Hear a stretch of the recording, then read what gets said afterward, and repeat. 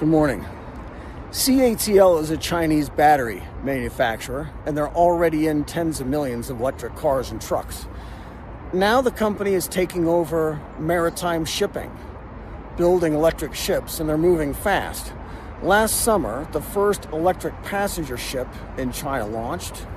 The Yujian 77 operates in Shandong and has a cruising range of 100 kilometers on its battery packs.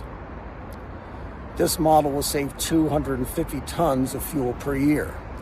And that's the appeal to shipping fleets over time, which is the cost savings of bunker fuel. CATL executives believe that this is inevitably a $1 trillion industry, and if they can be the first to get the technology right and deployed at scale, CATL will have it all. There are two markets here: cargo ships that sail long routes across oceans are very different from the ships used in Fujian to ferry passengers and inland cargo. That technology is already here. The batteries are swapped out when the ship makes stops or even on board, and so the batteries are always kept fresh. It's the transoceanic cargo ships that are the bigger problem. These researchers strung together dozens of variables and ran optimization and break-even analyses on ships sailing from ports in East China to Northern Europe. They concede at the outset that the battery costs today are too high to make the economics work. But there are two important caveats there. First is that with new technologies, such as offshore charging stations and different combinations of charging on ship and off, the math for the electric ships changes completely. At present, it's hard for them to conclude that CATL is close to making the long haul from Qingdao to Antwerp cost effective for the ship owners. But this is the second point. If ship operators break up the trip into segments, which ships tend to do anyway, the economics dramatically improve. And there are two other points here which may make these electric ships even more compelling. If the cost of the battery packs fall over time, as they have in electric cars and trucks, and if the cost of the ships themselves falls, that is, if electric ships cost less than those powered by diesel. And we've also seen that with electric cars and trucks. That means lower upfront costs and lower operating costs. We can see from CATL's own press releases that their efforts in maritime are informed by their successes in electric cars. Consider this model they're building for global shipping, the ship-shore cloud. There are lots of problems with using batteries to power ships, and result in ship operators unable to afford the ship, unable to charge the batteries, and unable to make the money. They're on the ocean, they're going a long way, and they're hauling massive loads.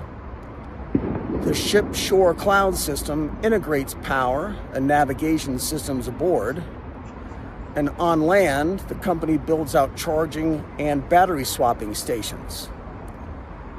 Remember what the researchers said, that the economics do work if the voyage is broken up into segments and ships pull over and swap out batteries of freshly charged ones, just like electric vehicle drivers do now on land. Adoption is happening pretty quickly. CATL has built 900 electric ships and are already far ahead of anyone else. Passenger ships and ferries, the first all-electric tugboat. The Jining is a pure electric cargo ship with a capacity of 2,000 tons and a range of 230 kilometers. Battery swapping takes 15 minutes with fuel savings of over 50 tons. At 2,000 tons, this is a small vessel by shipping industry standards. And CATL knows that its electric motors and batteries for larger ships that displace massive fuel demand, if they can get the batteries right for those, is where the market is. The lines on this chart are ships by TEUs, their capacity by how many 20-foot containers they can carry, and fuel consumption at different cruising speeds.